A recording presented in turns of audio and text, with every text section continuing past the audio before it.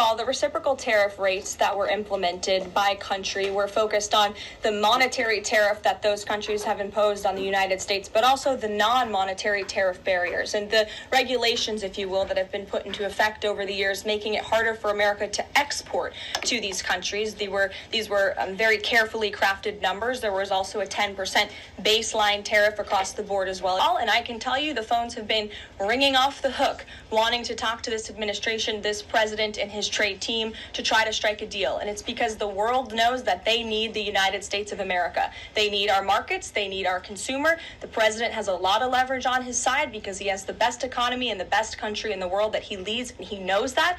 And it's about dang time we finally have a president who uses that economic leverage to benefit American workers. And that's what the president is trying to do. Maggie. Karoline, thanks.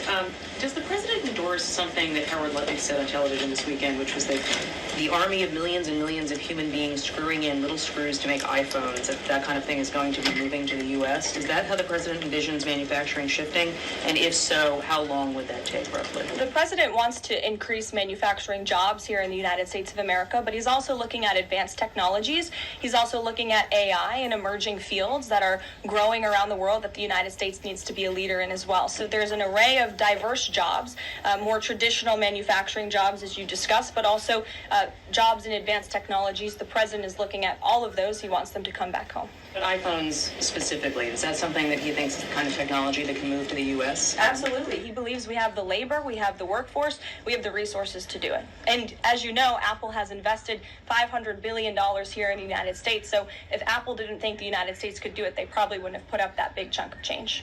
Elena. Hi, Karoline. It's clear the president has gotten the world's attention with these tariffs. Is he considering at all potentially holding off on imposing some of them before the deadline, or maybe later, reversing them because he's having these negotiations and having these good talks with other leaders?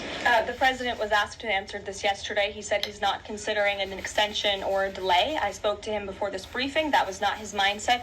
He expects that these tariffs are going to go into effect. And you said something very important, Elena, in your question. You said the president has captivated the attention of the world. Absolutely, he has. And it's about time we have a president in the Oval Office who is putting the world on notice and is putting the American people first, and again, is using the leverage of the United States to negotiate good trade deals. Just a quick follow-up. There's been some public sparring between Elon Musk and the president's trade advisor, Peter Navarro, on some of these tariffs. Musk actually referred to Navarro today as being, quote, dumber than a sack of bricks. Are you or is the administration, the president, all concerned that this is maybe impacting the public's understanding of these tariffs? It might be messing with the message on it? No, look, these are obviously two individuals who have very different views on trade and on tariffs. Boys will be boys, and we will let their public sparring continue. And you guys should all be very grateful that we have the most transparent administration in history. And I think it also speaks to the president's willingness to hear from all sides, that he has people at the highest levels of this government in this White House who have very diverse opinions on very diverse issues, but the president takes all opinions in mind, and then he makes the best decision based on the best interests of the American public. Tiana. Thanks, Karoline. On Truth Social today, Trump was talking about one-stop shopping talks with foreign leaders, bringing leaders to the U.S., to Washington, and talking to them about tariffs, but also other topics.